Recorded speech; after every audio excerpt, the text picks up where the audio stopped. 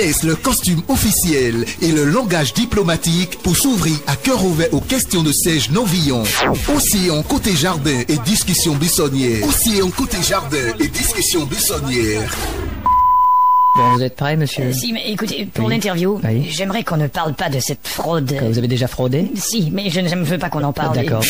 Océan côté jardin et discussion buissonnière, c'est toutes les découvertes côté jardin de ceux qui nous dirigent. Tous les dimanches matins, 8h, sur Océan FM. 88.6. Océan côté jardin et discussion buissonnière, pour tout connaître sur nos hommes politiques et les personnalités publiques. Océan côté jardin sur les personnalités qui nous dirigent. Ce matin, nous recevons un militaire, un général, un ancien ministre de l'Intérieur. Je vais le laisser se présenter à vous. Bonjour, mon général. Oui, bonjour, monsieur Serge Novillon. Bonjour, une présentation à nos auditeurs. Oui, je m'appelle Seydou Mamassika, retraité de l'armée de l'air béninoise, avec le grade de général de brigade aérienne. D'accord. J'ai été pilote pendant toute ma carrière. Vous avez été pilote pendant toute votre carrière? Oui. Ben voilà, avant de revenir à ce niveau, mon général, où nous irons dans le passé, vous allez nous parler un peu de votre culture scolaire. Ça a démarré quand et où? Oui, j'ai commencé en 1956 à Bouka, dans la sous-préfecture de Niki, à l'école catholique, et en 1962, j'ai quitté Bouka pour le lycée technique Koulibaly de Cotonou, après avoir obtenu mon CEP et l'entrée en 6e. C'est au lycée technique de Koulibaly de Cotonou que j'étais pendant ma formation, lorsque j'ai passé en terminale le concours pour être pilote de l'armée de l'air. D'accord, donc c'est à partir de la terminale que vous êtes entré dans l'armée. Dans l'armée. Oui. Mais pourquoi avez-vous choisi l'armée? Parce qu'il y avait quand même d'autres opportunités qui peut-être se sont offertes à vous. Ce qui me plaisait, c'était d'être vétérinaire, parce que j'aimais les animaux, j'aimais la nature, et je ne pensais pas pouvoir bénéficier de toutes les commodités pour pouvoir être vétérinaire, parce que mon papa n'avait pas les moyens de payer les formations. Et lorsque le concours s'est présenté, je me suis dit voilà une opportunité pour aller se faire former aux frais de l'État. C'était ça le vrai problème. Le deuxième problème, c'était que j'avais des envies de voyager, de toujours voyager. Je me suis dit voilà encore quelque chose qui me permettra de sortir. C'est ce qui s'est passé et c'est tout ce qui m'a motivé pour être aujourd'hui ce que je suis. Enfin, je dirais que j'ai passé ce concours sans avoir rien dit à mes parents. Ah bon? J'ai choisi tout seul de faire cette expérience sans avoir rien dit aux parents. Et c'est lorsque le résultat est arrivé que mon papa a su que j'avais cela comme volonté. D'accord. Avant ce concours, certainement, quelles ont été vos qualités à l'école? Est-ce que vous étiez un bagarreur parce que vous êtes devenu militaire après? Est-ce que vous étiez un timide? Ah ben, j'étais un peu timide, oui, mais j'aimais beaucoup le sport.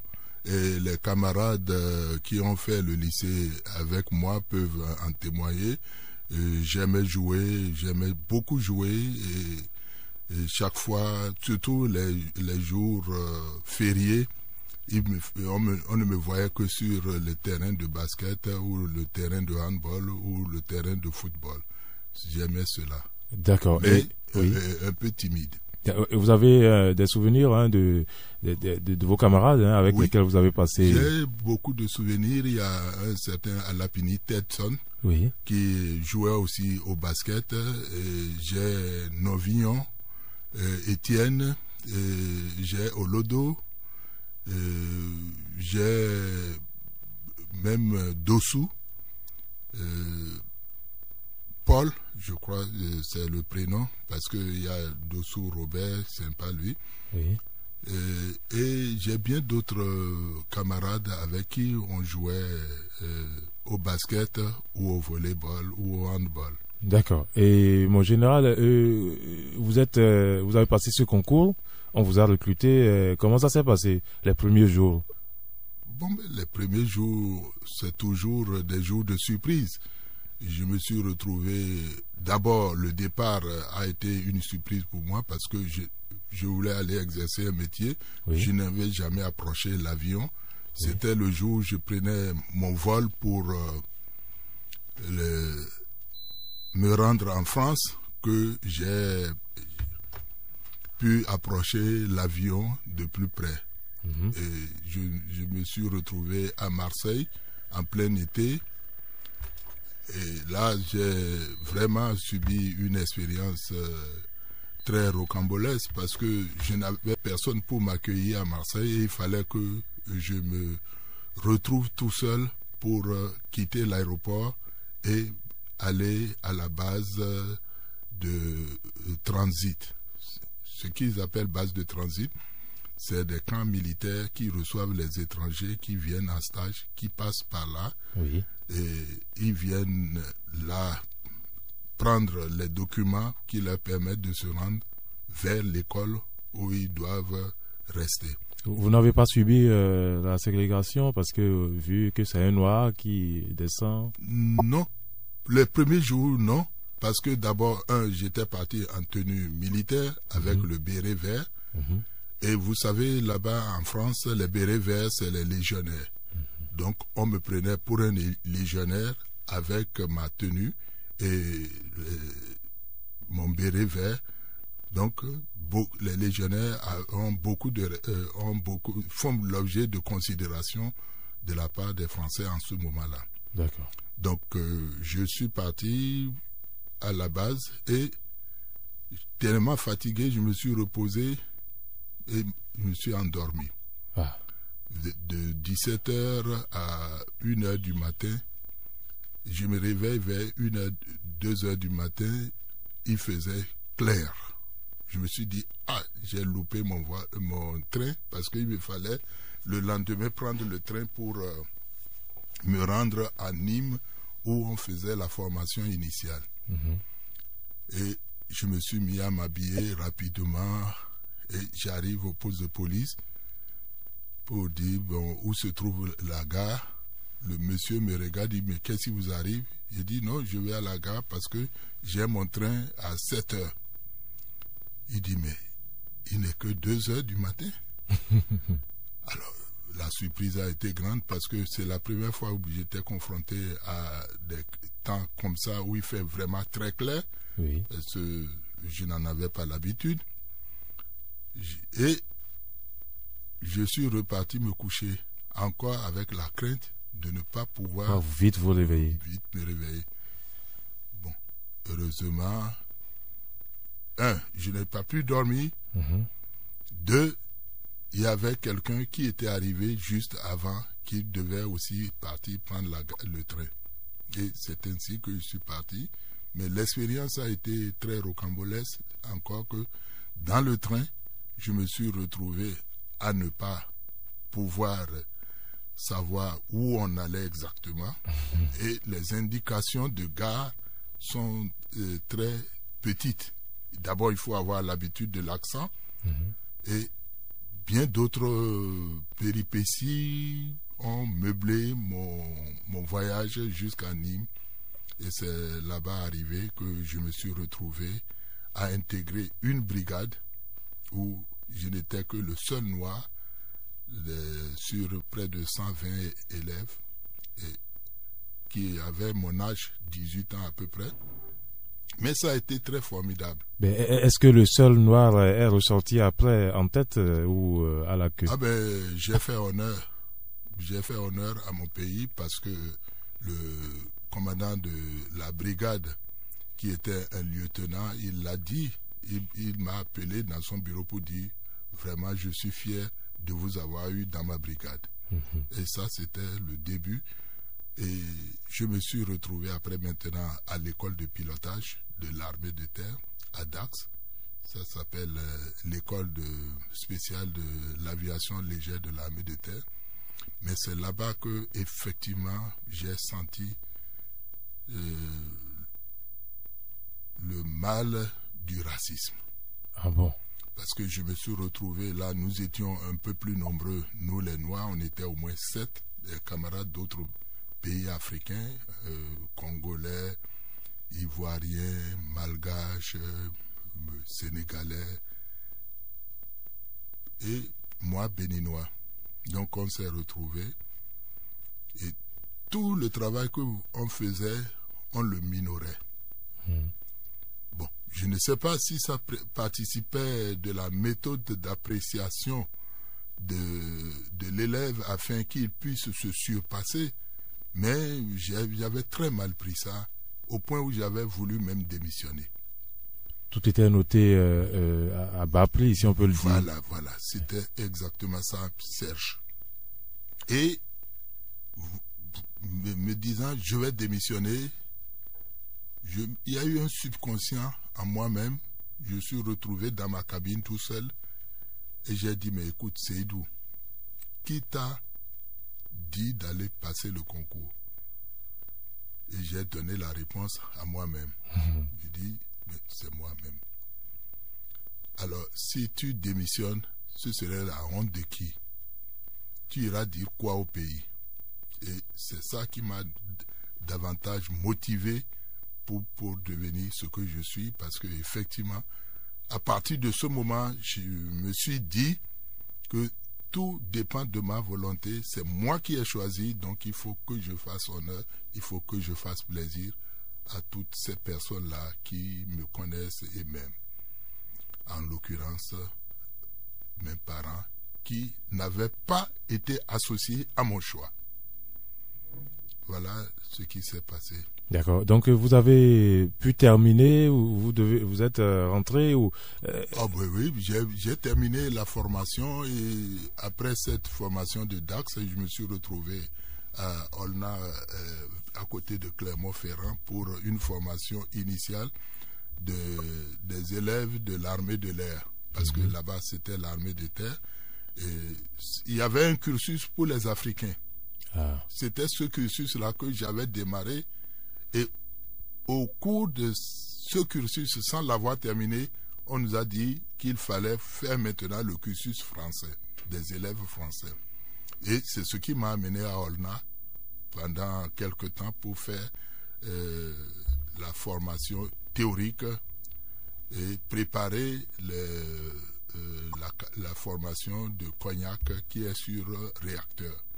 Et c'est ainsi qu'on s'est retrouvé après Olna, quelques mois à Olna, près de 6 mois à Olna. On s'est retrouvé à Cognac pendant plus d'1 année et demie pour faire le pilotage sur les réacteurs. Et c'était le Fouga Magister qui était là-bas en dotation. Et là, vous faites la formation, tous les élèves pilotes, qu'ils soient chasseurs ou transporteurs, faisaient la même formation. Et c'était par rapport aux résultats que les spécialisations se faisaient. Pour les chasseurs à Tours et pour les transporteurs à Avord. D'accord. Et à Avord, effectivement, comme nous, les Africains, nous allions seulement pour la formation de transport, on se retrouvait à Avord pour terminer notre formation. Et c'est là que j'ai terminé et je suis rentré nanti de mes différents brevets. Partout où je suis passé, j'ai transcendé et je suis rentré en 1973 et breveté pilote de l'armée de l'air. Vous êtes rentré avec une blanche? Je vais sourire parce que c'était pas quelque chose qui était dans mon programme. Je n'avais pas cette idée-là. D'abord, du point de vue de ma culture, je ne me voyais pas avec une partenaire qui ne puisse pas accepter ma famille. Donc, je ne me suis pas engagé de ce côté-là. Vous n'avez jamais sorti une blanche là-bas? Sorti, mais il fallait avoir les moyens pour pouvoir sortir. Je vais vous étonner en disant que on avait comme salaire 7 000 francs CFA. 7 000 francs CFA. Plus 5 000 francs de prime de stage CFA. Ça fait 12 000 francs. Ça fait bien 12 000. Avec 12 000, vous pouvez faire quoi? aller au cinéma, c'était à peu près 1000 francs. Donc, vous ne pourrez aller que 12 fois au cinéma dans le mois sans manger, ni se donner d'autres plaisirs. Or, il faut quand même penser à rentrer avec un souvenir au pays. Oui. Donc, tout ça là faisait qu'on était obligé d'être des moines au niveau de l'école. D'accord. On se cloisonnait dans les 4 murs avec les bouquins et ce qui donnait le résultat qu'on a, à savoir la réussite. D'accord. Et vous êtes rentré, certainement les parents étaient vraiment contents. Et l'armée béninoise, puisque maintenant il va falloir intégrer l'armée béninoise. Et on dit souvent que dans l'armée, il y a de petits coups bas lorsque vous êtes nouveau, vous venez d'arriver, etc. Bon, en fait, je n'ai pas senti au départ ces petits coups bas. Je ne les ai pas sentis parce qu'au niveau de l'armée béninoise, il y avait une coopération militaire française. C'était des Français qui étaient les responsables. Les pilotes qui étaient qualifiés, les plus qualifiés, c'était des Français. En dehors du capitaine Toisso, Anastase, qui, quelque temps après, est parti pour Air Afrique. Nous qui étions là, nous les autres jeunes, je pourrais dire que j'étais le plus qualifié parmi ceux qui étaient restés vers les années 73. Et c'est ce qui s'est passé. Nous nous sommes retrouvés avec les coopérants français et la révolution ayant démarré, la coopération a décidé de retirer ses coopérants vers les années 75. Et là, nous nous sommes retrouvés, rien que des Béninois, avec paix à son âme, feu capitaine Talon François. Vous m'excusez? Oui. Parce que... Oui, il y a de l'émotion générale, oui. Il y a eu de l'émotion, pourquoi? Parce que je revois mon ami. Oui, général. Talon François, avec qui on avait eu des projets importants pour notre armée. D'accord. L'armée de l'air. Et qui malheureusement, 2 ans après, nous a quittés brutalement. Le souvenir me vient comme si c'était encore hier. Oui. Mais ce n'est pas ça qui nous a découragés avec les autres camarades qui étaient là. Et l'aviation, que les coopérants qui partaient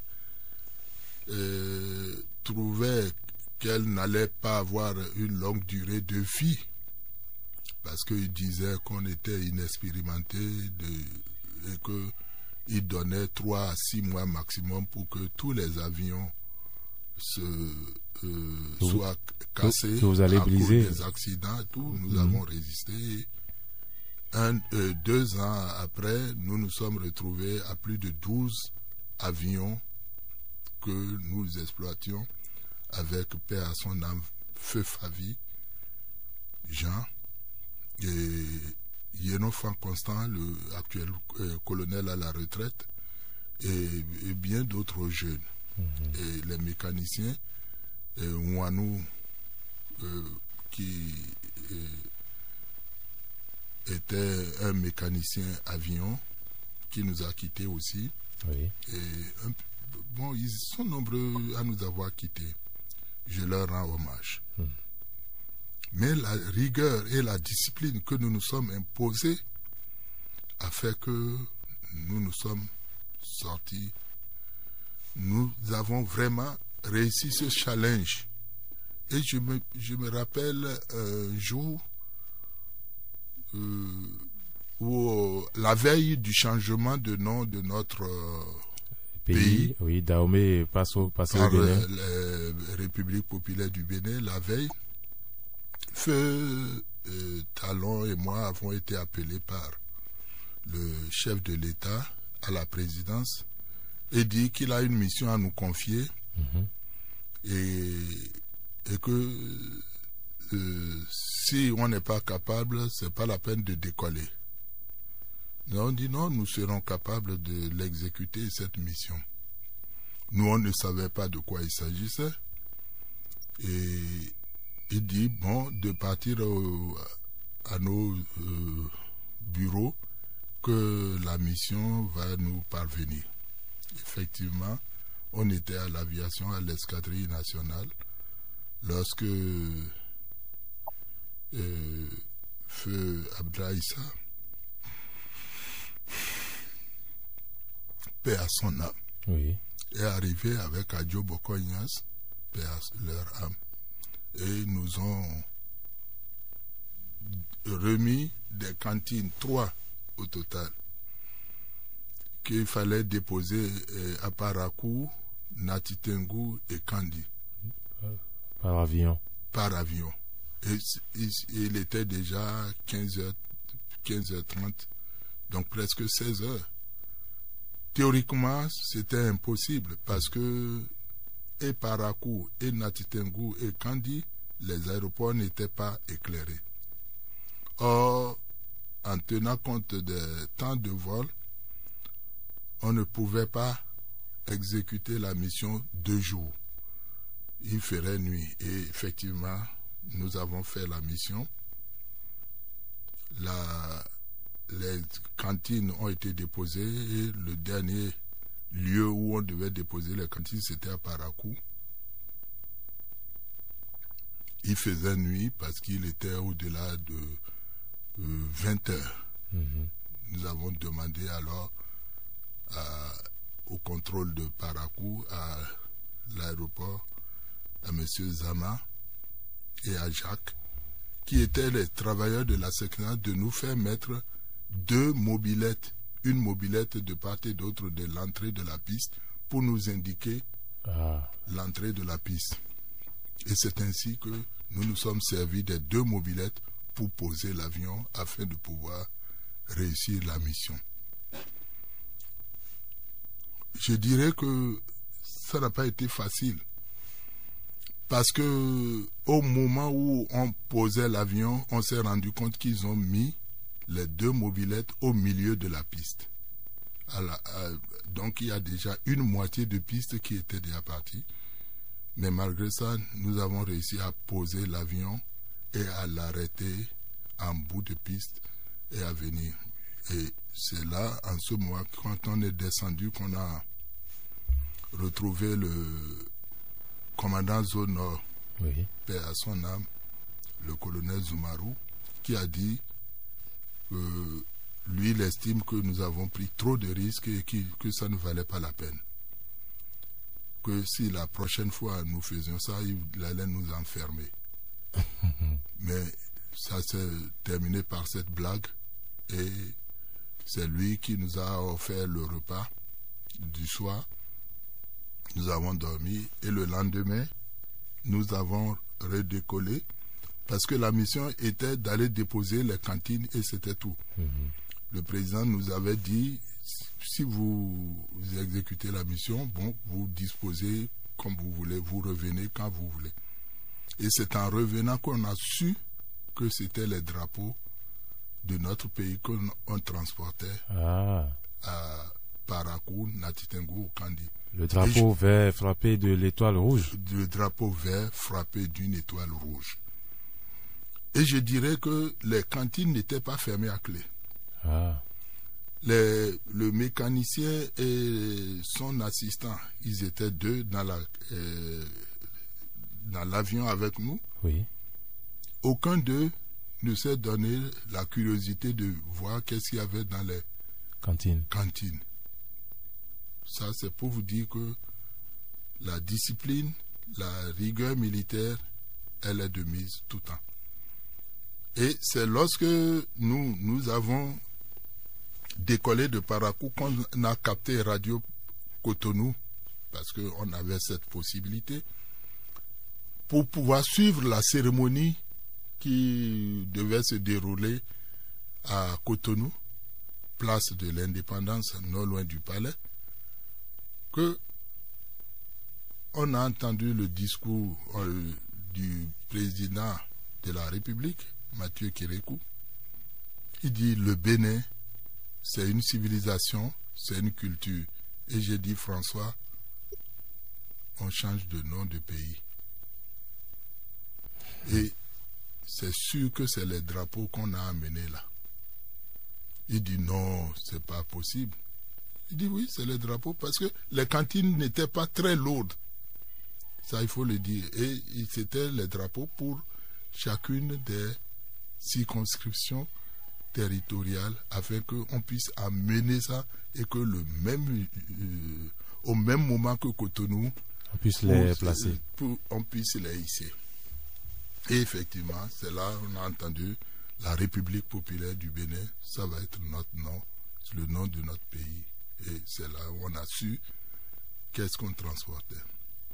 D'autres anecdotes comme ça, oui, on en a au niveau de l'aviation. Mais ce qui fait le plus plaisir, c'est lorsque vous exécutez la mission et que vous la réussissez et les passagers avec qui vous êtes dans l'avion, parce que c'est un contrat de vie ou de mort, ils vous disent bravo, vous êtes un bon pilote, vous serez un vieux pilote. Parce que les vieux pilotes, c'est ceux qui peuvent après raconter comment ça s'est passé. Les bons pilotes, c'est ceux qui ne peuvent pas, parce que l'accident a interrompu leur carrière. Et tous les camarades africains qui ont commencé avec moi en France pour le pilotage, je crois qu'il n'y a que 2 ou 3 qui sont encore en vie, et pourtant on était très nombreux. Il y en a qui se sont écrasés au large de Dakar avec le président mauritanien. Il y en a qui se sont écrasés à Madagascar avec les parachutistes. Il y en a qui se sont écrasés en Casamance à cause du conflit casamançais au Sénégal. Je leur rends hommage. D'accord, mon général. Et maintenant, vous avez parlé d'un homme tout à l'heure, nous allons parler de lui, mais je veux juste vous faire écouter quelque chose qui certainement va vous rappeler beaucoup d'autres choses. Donc, on écoute ceci, mon général.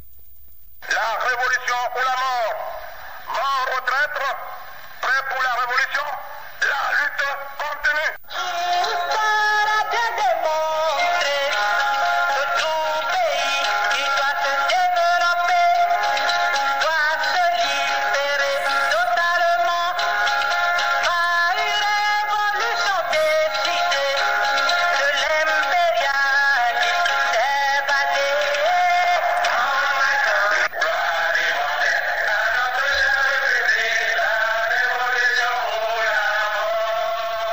Voilà, le général Mathieu Kérékou. On a reçu un colonel de l'armée ici, à la retraite également, le colonel Patrice Oussou-Guédé, qui nous a parlé un peu de l'homme, des anecdotes et autres. Là. Vous l'avez connu comment et qu'est-ce que vous retenez de ce monsieur-là?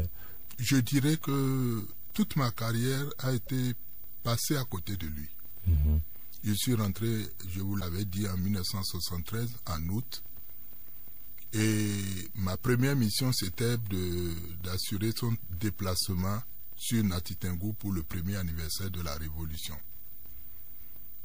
Et l'avion, c'est l'aérocommandeur qui était un don du peuple américain au peuple béninois. Oui. Sous le président John Fitzgerald Kennedy. Et cet avion de 6 places, j'ai pris place à bord avec le capitaine Toinso qui était là encore comme commandant de l'escadrille. Et lorsque on voulait partir, il y a la préparation qui est faite. La préparation du vol. Oui. Et la météo nous indiquait un mauvais temps sur le trajet. À hauteur de Savalou Zayanado, dans cette zone. Et nous lui avons dit, en tout cas moi, je me disais, bon, j'ai un passager, mais pas ordinaire, mais il faut que j'essaye de faire comme s'il était ordinaire. Et je lui ai dit qu'il y avait un mauvais temps et qu'on serait un peu secoué. Donc, dès qu'on a décollé,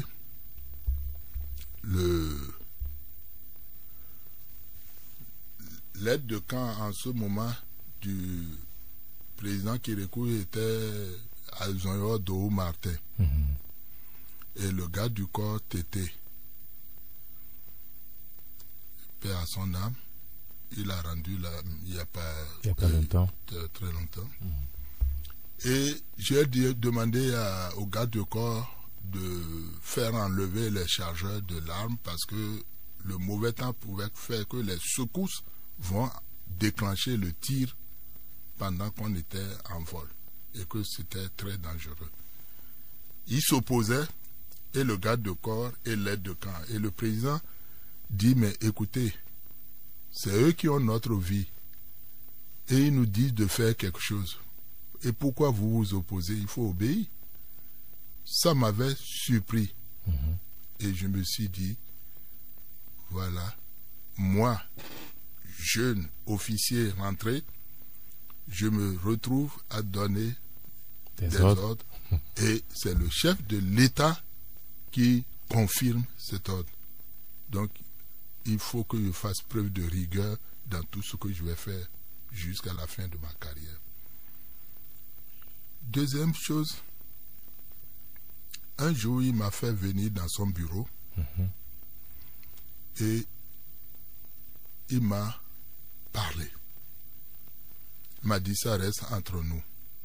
J'ai dit, d'accord. Et il me dit, mais pourquoi les gens sont contre vous? J'ai dit, vraiment, je ne sais pas. En tout cas, moi, j'essaie de faire comme je peux en fonction des éléments à ma possession. Je ne sais pas pourquoi ils sont contre moi. Je dis, bon, d'accord, c'est bon.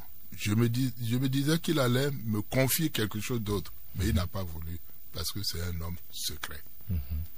Voilà l'homme que moi j'ai connu. Plusieurs fois, nous nous sommes disputés. Ah bon?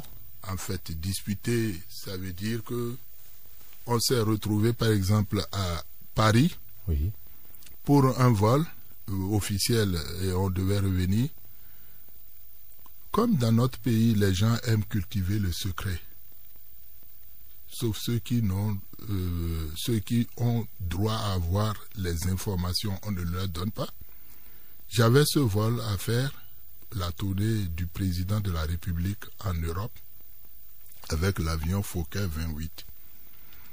Mais les responsables du protocole et des affaires étrangères ou de la présidente ne m'ont pas donné l'itinéraire. Et on s'est retrouvé à aller vers Bruxelles. Et les avions de chasse sont venus en vol pour identifier notre avion, parce que moi j'ai donné par radio le trajet qu'on faisait et ils sont venus. Et là, en ce moment, le ministre Azonyo est venu vraiment en disant, mais qu'est-ce qui se passe? Parce qu'il a vu les avions, c'était vraiment... Parce qu'ils ont identifié un avion qui n'était pas prévu sur leur territoire. Voilà, pour eux, c'était ça. Il n'était pas prévu. Et je lui ai dit, ils veulent identifier notre avion. Il dit, mais ils sont au courant? J'ai dit, mais moi, je leur ai envoyé mon message. Il n'y a pas le délai qu'il faut pour qu'eux, ils puissent faire leur analyse. Donc, c'est pour ça qu'ils ont envoyé l'avion. Et je lui dis, ça participe aussi de l'entraînement de leur personnel. Il dit, mais c'est sur notre avion présidentiel qu'ils vont venir s'entraîner. J'ai dit, moi, je ne sais pas. Donc, on a continué. Ça s'est bien passé parce que moi, en tant que pilote commandant de bord, je savais qu'est-ce que les deux avions étaient venus faire. Et j'avais informé les autres membres d'équipage. Parce que par radio, j'ai été informé, j'ai été saisi par le contrôle de Orange. Une autre péripétie, j'étais en mission là-bas aussi à Paris. Et on nous a logés dans un hôtel qui n'était pas le même que la délégation. Et on n'avait pas de moyens de déplacement. La veille du départ, moi je me suis rapproché de l'ambassade pour qu'on puisse mettre un moyen à notre disposition, dit d'accord, le véhicule va arriver. Mais ils ont fait un mauvais programme et c'est après avoir déplacé la délégation qu'ils sont venus nous chercher. Or, moi je leur avais demandé de venir nous chercher plus tôt pour qu'on aille préparer l'avion. Comme ça ne venait pas, j'ai envoyé mon équipage par un taxi parce qu'il fallait quand même réussir. L'équipage est arrivé à l'aéroport. Ils ont refusé à l'équipage d'accéder à l'avion sans le commandant de bord. Donc il a fallu que j'arrive et que on puisse préparer l'avion. Mais le temps de préparation nécessite un délai qu'on n'avait pas. Et la délégation présidentielle est arrivée. Le président était très furieux parce que l'avion n'avait pas été... On n'avait pas fini de préparer l'avion. Surtout que la délégation est arrivée avec beaucoup de bagages que mes camarades et moi essayons de mettre à bord. Et le président est venu, il m'a menacé, comme d'habitude. Oui. Et moi, j'essayais toujours de garder mon calme parce que pendant la formation, on nous a habitués à cela, à savoir maîtriser ses nerfs et pouvoir se consacrer à l'essentiel.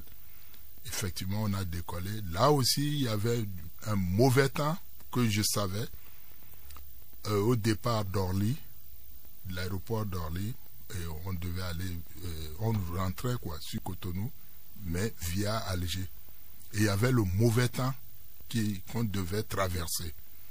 Et lorsqu'on a commencé à traverser le mauvais temps, l'avion a commencé à être secoué, mais sérieusement secoué, à telle enseigne que les passagers se posaient la question de savoir si je ne le faisais pas exprès parce que j'étais fâché contre les menaces dont j'ai fait l'objet. Oui. Mais ce n'était pas cela.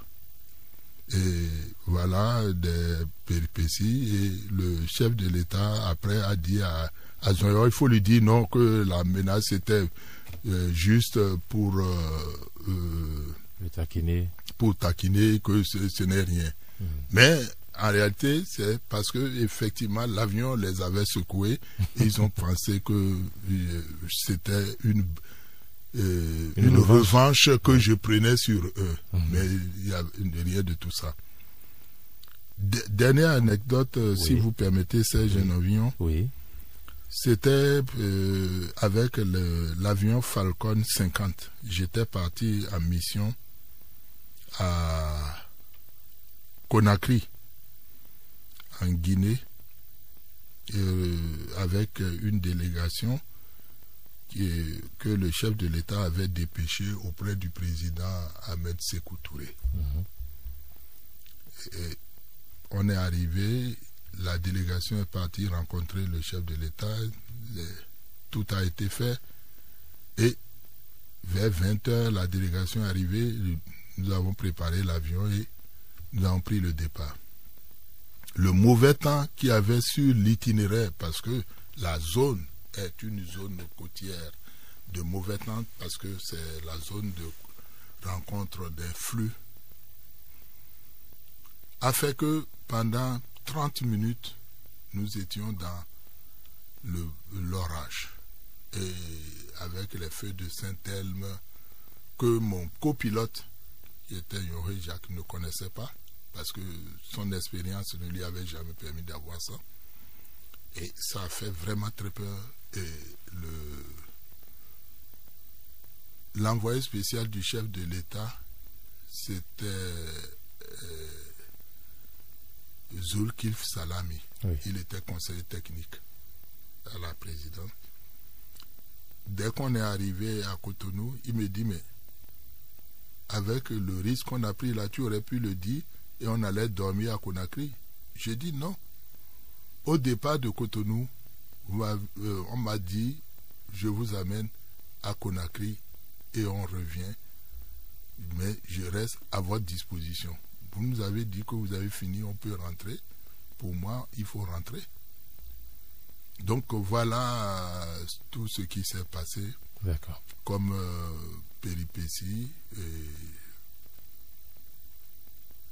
Jusqu'à présent, j'entretiens de très bonnes relations avec le président Mathieu Kérékou. Je lui rends visite et lorsque je vais, on cause, on se remémore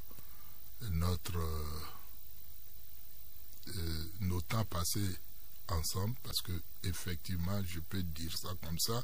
Mm-hmm. Pourquoi? Parce que tous ces déplacements étaient effectués par moi, par avion, que ce soit en Aérocommander, en DC-3, en Antonov 26 ou en Falcon 50. D'accord. Et les auditeurs sont déjà pressés de vous poser des questions, mais moi je veux savoir, le général a des enfants, hein? Oui. Dieu m'a gratifié. Oui. De 2 beaux garçons, oui, et 2 belles filles. 2 beaux garçons, 2 belles filles. Je rappelle que avoir les garçons, on vous voit, on vous retrouve. Ah ben, c'est Dieu qui l'a voulu ainsi. Et je remercie le Seigneur parce que tous ont pu être des enfants dociles, bien que je ne sois pas tout le temps resté présent à la maison pour m'occuper d'eux. Mais c'est à mon épouse que je rends hommage, parce que c'est elle qui a fait l'essentiel. Les enfants, mon aîné est ingénieur agronome, oui. Le second est médecin, oui. Et les filles, elles sont, il y a une qui a fait master en gestion comptabilité, oui. Et l'autre qui a fait le droit et les affaires sociales à niveau 2. Ben c'est ça doit être certainement celle qui a fait la A. Eh oui. Ben, parce que j'ai eu la chance de connaître 2 de vos enfants. Eh oui, c'est ça. Oui. Mais Dieu m'a gratifié d'autres choses de plus beau. Oui. J'ai une équipe féminine de basket comme à Cotonou, petit-fils, comme les petites filles, une équipe de basket, et les petits-fils, une équipe de handball. Ah bon? Donc vous voyez que je suis gratifié. Oui.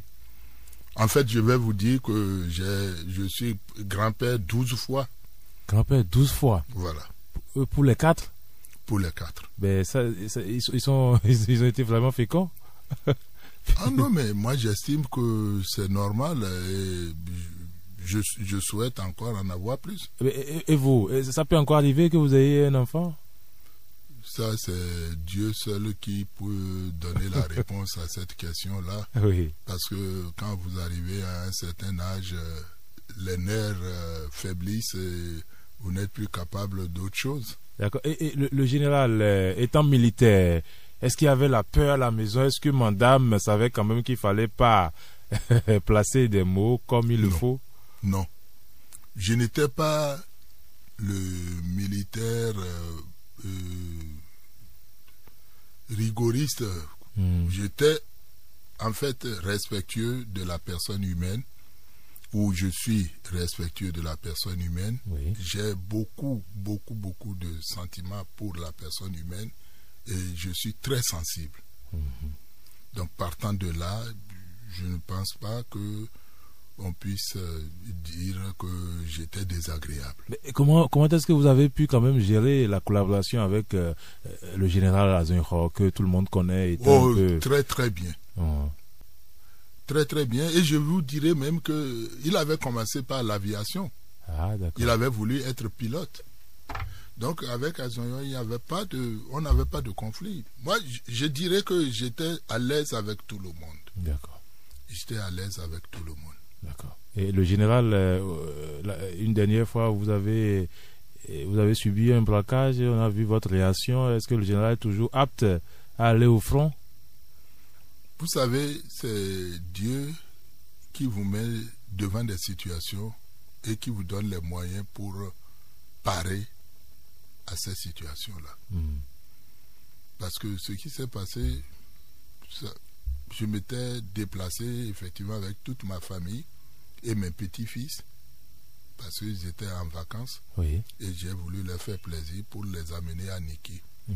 Et c'est de retour de Niki que nous étions dans deux véhicules.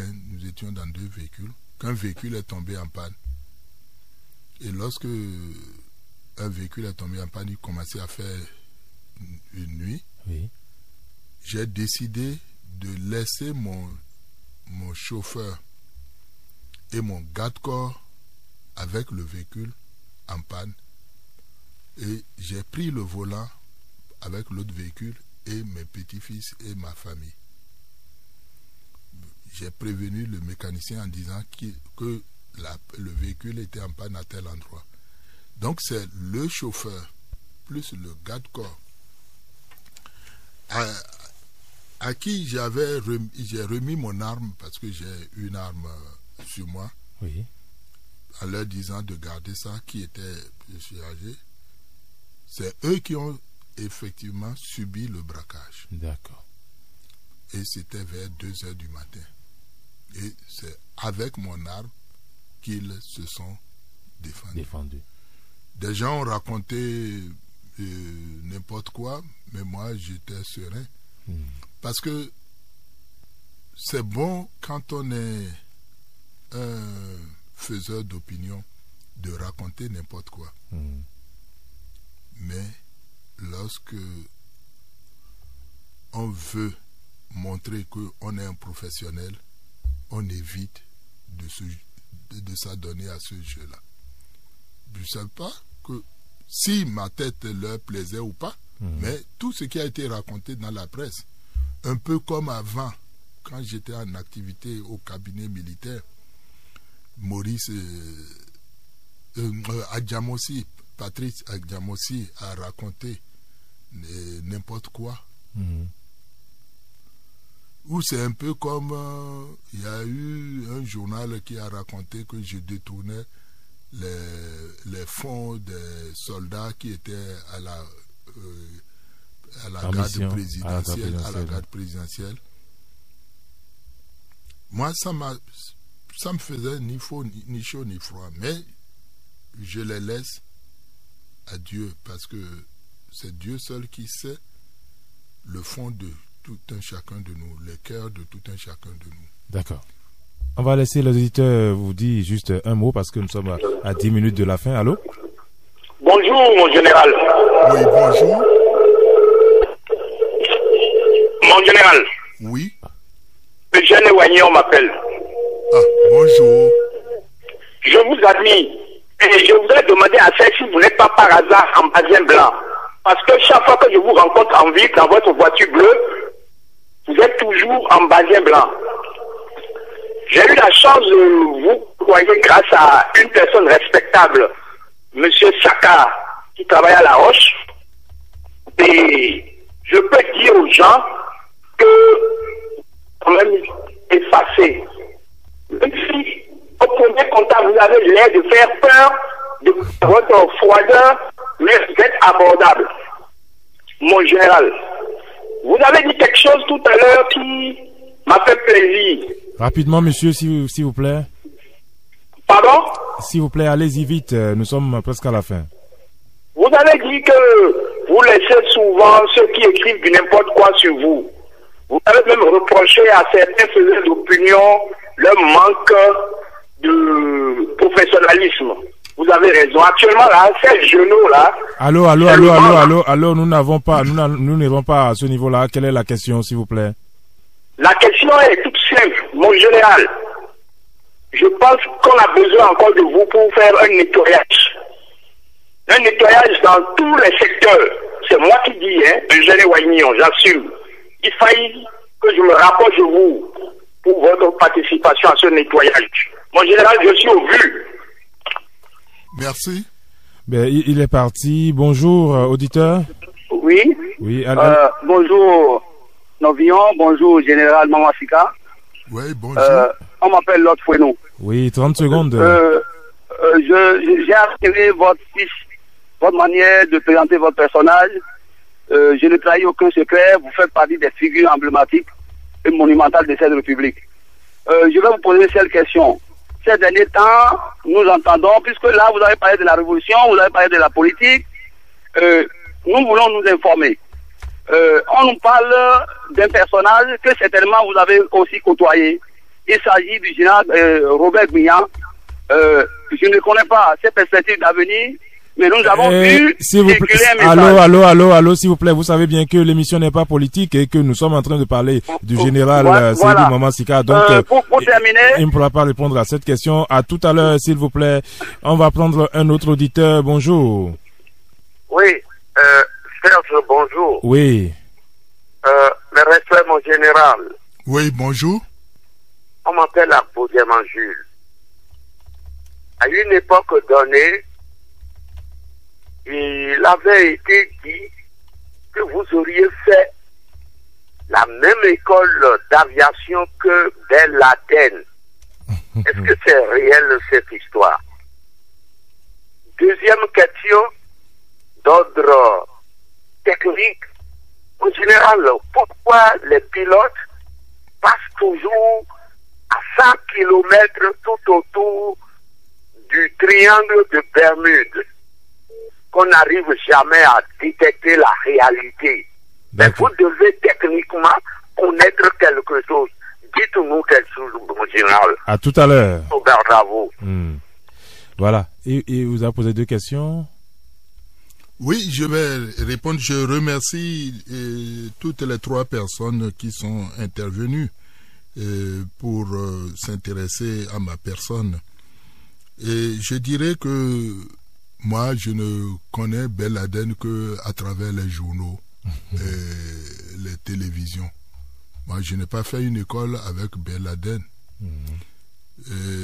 J'ai fait mes écoles en France, en Hollande et en Union soviétique, exactement à Kiev. Donc, je dis Kiev, Tokmak. Oui. Tous ceux qui ont fait cette école avec moi, les 40 promotions, j'ai des photos, j'ai les noms. Donc, ce nom-là ne figure pas dans mon répertoire. En ce qui concerne la question du triangle de Bermude, effectivement, c'est un triangle qui était très mystérieux. Je ne sais pas, parce que ça fait longtemps, je me suis plus intéressé à cette question-là. Mais pendant très longtemps, tous les avions qui survolaient la zone disparaissaient. Et on s'est dit qu'il y avait une attraction qui les faisait disparaître dedans. Vous savez, Dieu est le maître de l'univers. Oui. Et tout n'est pas encore révélé aux humains que nous sommes. Mais c'est sûr que peut-être un jour, on pourra le découvrir. Ce qui est sûr, c'est que lorsque vous prenez les Écritures saintes, que vous les lisez profondément, que vous les relisez, vous arrivez à trouver des secrets qui sont cachés dedans. D'accord. Et le téléphone sonne encore. Malheureusement, nous sommes à la fin. Hein. Je vais juste prendre ce monsieur qui insiste. Allô? Allô? Oui. Serge. Oui, allez-y rapidement. Bonjour. Salam alaikum. Wa alaikum salam wa rahmatullahi wa barakatuh. On m'appelle Idrissou Liamedi Koumayon. Je pense que vous connaissez correctement. Je venais même à l'intérieur vous rencontrer. Moi, je voudrais vous demander comment vous savez et comment voyez-vous les enfants d'aujourd'hui qui attendent trop des parents. Au lieu d'aller de voler de leur propre zèle. Vous venez de dire que sans associer les parents, vous êtes allés au concours de pilote. Aujourd'hui, si nos enfants vont au concours, ils attendent tous des parents ou de l'État. Pourquoi? Et votre formation, vous avez fait votre formation sans associer quelqu'un. Pourquoi aujourd'hui il n'y a plus cette opportunité à la jeunesse? Je vous remercie. Merci, monsieur Idrissou. Merci, mon général. Juste un mot à propos.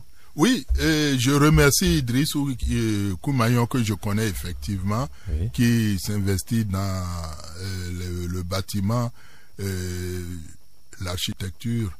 Et j'aime ça, et c'est souvent que je m'intéresse à cette science-là.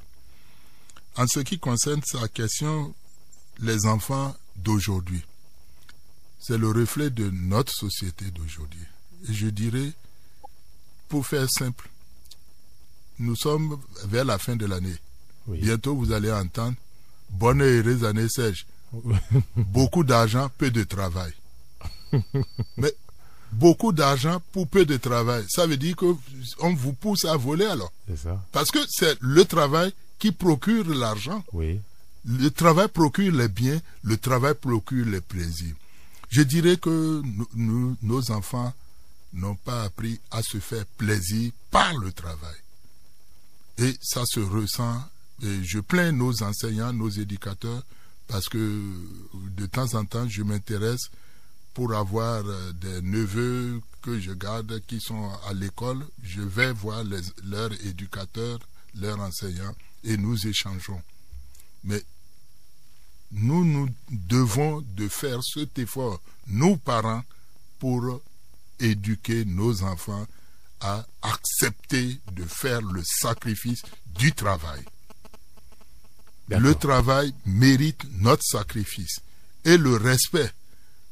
Pour terminer, je dirais que lorsque nous regardons sur nos voies, l'utilisation de la route laisse à désirer. Les gens, ils utilisent la route comme si c'était une propriété privée. Or, la route est une propriété publique que nous devons partager. Les usagers de la route doivent apprendre à partager l'utilisation de la route. C'est ce que je voudrais dire. Merci mon général, merci d'avoir accepté notre invitation, merci d'être venu, merci pour les conseils. Les deux téléphones continuent de sonner, malheureusement nous sommes à la fin. Et tous les dimanches, les hommes politiques et les personnalités publiques font leur école buissonnière sur Océan FM. Ils délaissent le costume officiel et le langage diplomatique pour s'ouvrir à cœur ouvert aux questions de Serge Novillon. Océan côté jardin et discussion buissonnière. Océan côté jardin et discussion buissonnière. Bon, vous êtes prêt, monsieur? Si, mais écoutez, pour l'interview, j'aimerais qu'on ne parle pas de cette fraude. Vous avez déjà fraudé? Si, mais je ne veux pas qu'on en parle. D'accord. Océan côté jardin et discussion buissonnière, c'est toutes les découvertes côté jardin de ceux qui nous dirigent. Tous les dimanches matins, 8h, sur Océan FM 88.6. Océan côté jardin et discussion buissonnière, pour tout connaître sur nos hommes politiques et les personnalités publiques.